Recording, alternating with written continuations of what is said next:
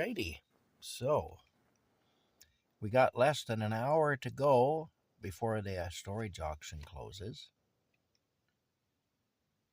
There's Rocky. I'm excited, I am. I still don't know how that one person got away with putting in a $1 bid when it's supposed to go in $10 increments. But there's a lot of weird stuff happens with storage auctions. And with auctions in general, there's a lot of weird stuff happens.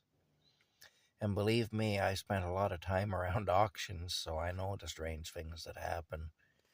And yeah, you just never know. It's weird, but probably will never understand that one.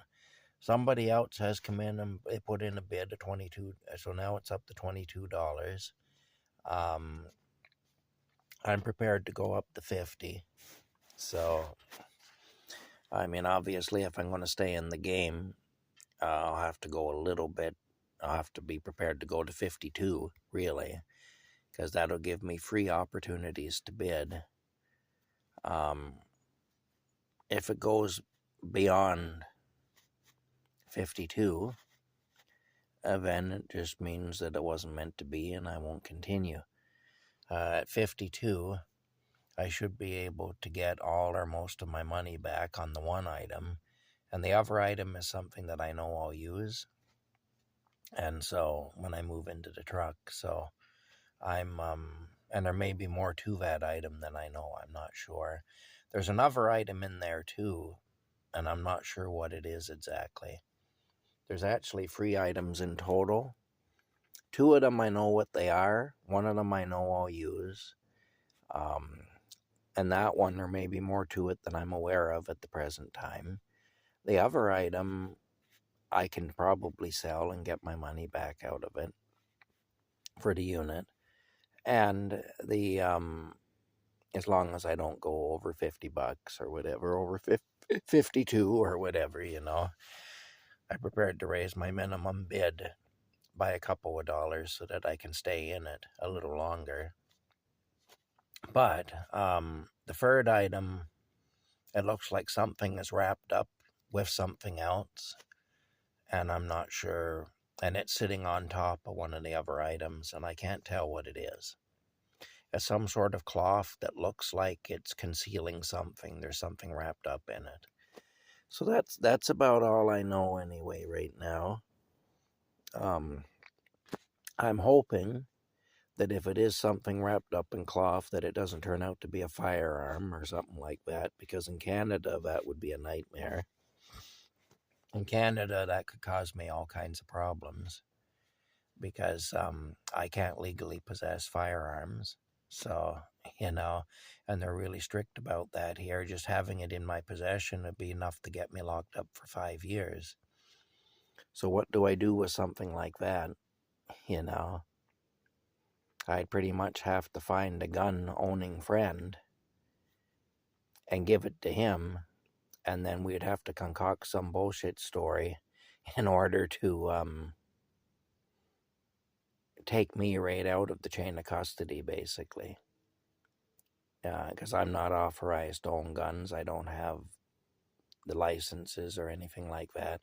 And I won't get them because I'm even on a federal government list. I'm considered a domestic terrorist, basically. So it would be very serious for me to have something like that in my possession. Anyway, if it does turn out to be something like that, you guys will never know about it because that won't be on any video. I'll make a point of not showing it on a video or talking about it on a video.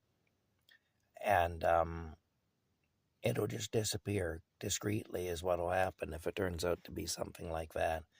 I really don't know. Don't know what's wrapped up in that cloth. It may not be anything. It might be like Lee Oswald's curtain rods. That might be all it is curtain rods, Anyway, we'll see. We'll see. The main thing is there's the 2 items in there, one of which I'm pretty sure. I mean, you can never be 100% on anything until you do it, but I'm pretty sure I can sell and get my money back. And the other item is something that I know I will use, and there may be more to it than I know. And then the third item, I have no idea. It's a piece of cloth, and there appears to be something wrapped up in it. But what's in it, I don't know. And maybe I'm wrong. Maybe it's just a piece of cloth with nothing wrapped up in it. So when you bid on these things, you have to go by what you know, not by what you assume or what you think you know or whatever. I remember when I got into this back in 2017, when I bought some storage lockers and resold the contents. My mother, she says, well, people get ripped off all the time. And I said, well, if they don't know how to profile a locker, it's really common. But you have to know how to profile a locker. She says, well, my friend had her son went and did that, and he bid on this locker, and it was full of boxes. And when he got in there, he got ripped off. He bid a lot of money, hundreds of dollars, and then he got in there and he got ripped off because it was all just empty boxes. And I said to her, I said, well, he bought a locker full of boxes. And that's what he got, was a locker full of boxes. He assumed that the boxes were full of valuable stuff. And that was his problem. He made an assumption. And I told her, actually, he was lucky in a way that they were empty, because they could have been full of trash, or they could have been full of paperwork. Imagine if they were full of paperwork from some business or something that would only be of value to that business. And now you've got all that to dispose of, and it's heavy as hell. So you got to lug all those heavy boxes out of there and transport them and dispose of all that paper at your own expense. So I said, really, he was lucky that they were empty as opposed to having that happen. So I told her, I said, the only way I would bid on a locker like that, really, is if they were practically giving it away. If I could get it for like $5 or something, then maybe I'd take a chance on it. But otherwise, no. Because you don't know what's in those boxes. It could literally be garbage, or something that's completely useless to anybody but the owner of the locker, like I say, like paperwork or whatever. So from a business or something. So I said, really, I wouldn't bid on that normally. There'd be nothing there to bid on. But she's, well, no, he got ripped off because he thought that the boxes probably had a lot of good stuff in them. And well, again, he didn't get ripped off. He ripped himself off, because he made assumptions. You never make assumptions about anything. You bid on it based on what you can see. It's just like people see a safe or a strong box in there and they, I got to get that, and they bid high money on it. And then they get into the safe or the strong box and it's empty. I was watching a video one time where these people were buying storage lockers, and they bid on this locker, and the locker, when they got into it, they got a safe. That's why they bid on it, because of the safe. They had to take a sledgehammer and bust the safe open with a sledgehammer and a pry bar, and there was all this excitement around this safe. And when they got into it, it was full of condoms. There was like boxes of condoms in the safe. That's all that was in there. And I remember I made a comment. I kind of made them laugh. They responded to it. They said they thought it was funny. What I said is, well, that is literally safe sex, Right there, I said that is literally safe sex, So they laughed about that. But that's all that was in there, was a few boxes of condoms. Now, why anybody had locked up boxes of condoms in a safe, I couldn't tell you. They were boxes of safes in a safe. I don't know.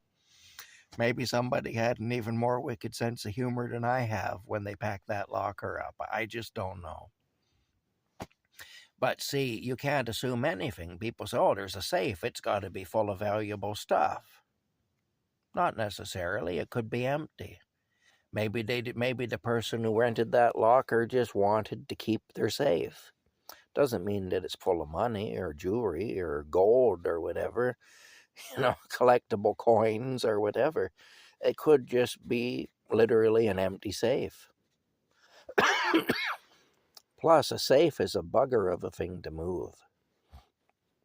You know, they're just a pig of a thing to move because they're heavy. And so, you know, there's a lot of work in moving a safe. Now, one tip I will give you about safes, though, if you ever do end up buying a safe, if you or whatever, if you take the serial number from that safe and you send that to the company that made the safe, they'll send you the combination.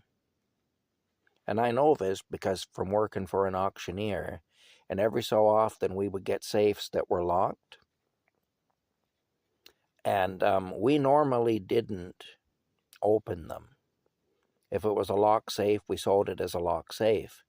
But we'd always tell the people that bought it, just send the serial number to the company that made the safe, and they'll send you the combination from the factory, you know, to open it.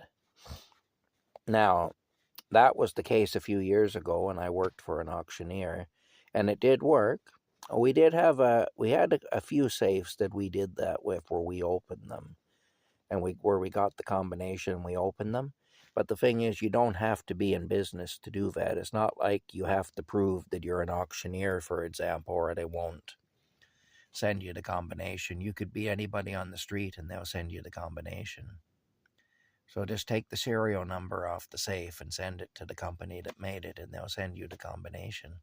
But it actually isn't very secure when you think about it, because if you had a safe in your house and you had a visitor there, he could jot down the combination, and then he could jot down the serial number, and he could get the combination to your safe, and he could come back and rob you.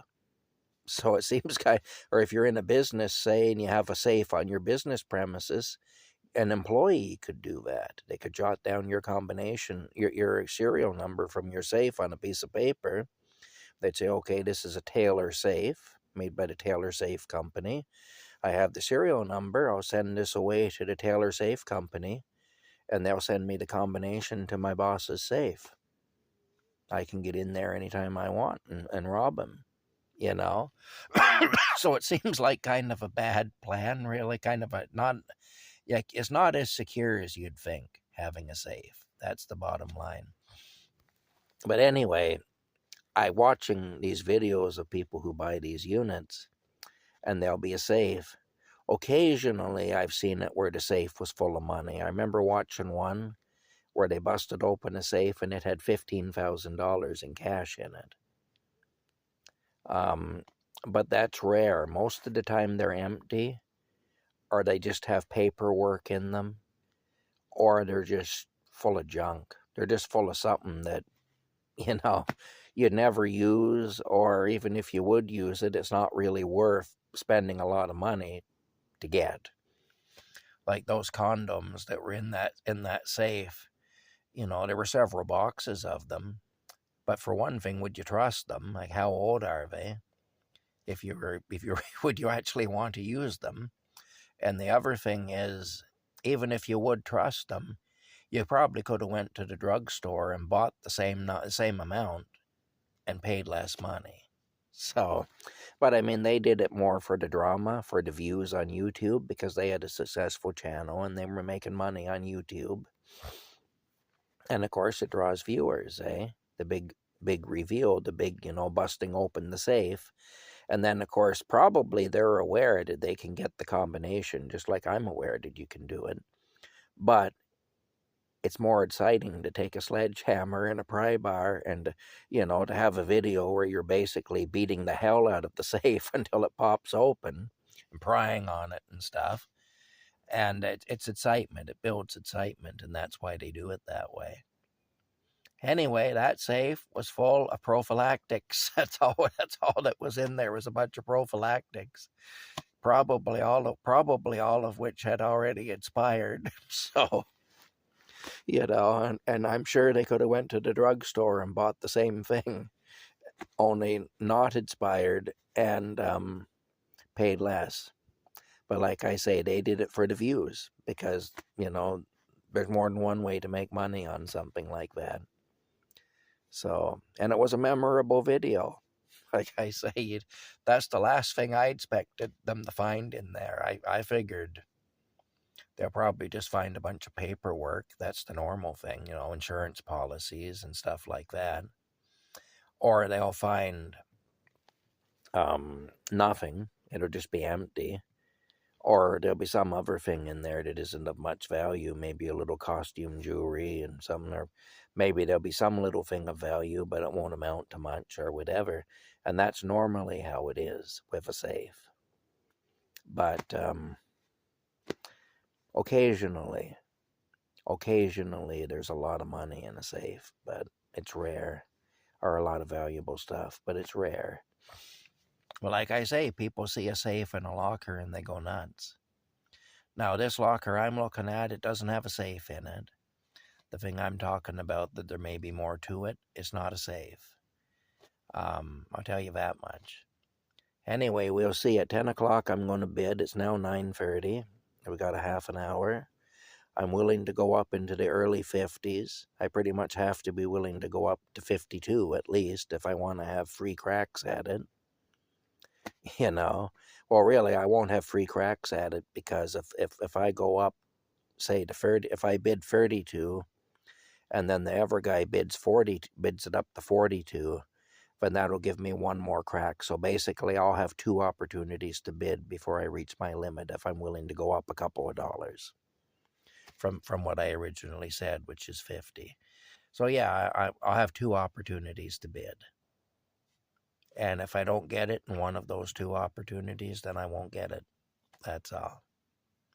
And I'll be better off for it probably too, really, because I'm not going to spend a fortune on, when I realize that it isn't really worth that, unless the one thing, there's more to it, like I said, than I can see, in which case it could be worth it. But again, that's a gamble. And that's not how you profile a locker. You don't bid based on what you think or assume or hope. You bid totally based on what you see. And you don't go any deeper than that. You don't think about it any deeper than that. You see a safe in a locker, you don't start dreaming of what's in the safe. You all you say is, well, there's a safe.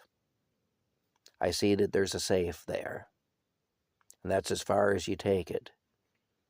Because you don't know, you don't know anything. You don't have x-ray vision. You have no way to know what's in that safe, if there's anything in there, so you don't assume. The same with cardboard boxes. People will see a big screen TV box. Oh, there's a big screen TV in there. No, there's not. There's a big screen TV box in there. It might be empty. The people might have just put the box in there because it's a big bulky thing and they don't have room for it in their house or their apartment. And they bought a new big screen TV and they want to keep the box in case they ever have to send it back because it needs warranty work or something. In case we got to return it or have it worked on under the warranty, then we'll keep the box. Doesn't mean that there's a big screen TV in there.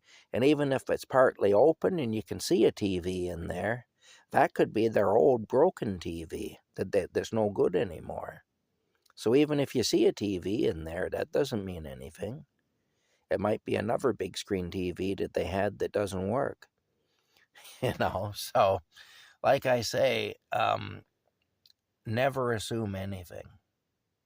Always go by what you can see. That's all.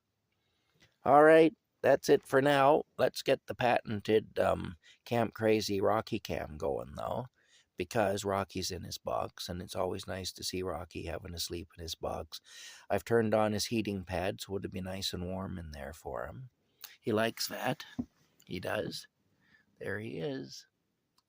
There's the patented Rocky Cam. Ooh, there he is. Hi, Rocky. He's very alert. Ooh, there we go. Okay, there he is. All right, we'll let him rest now. We'll see you later.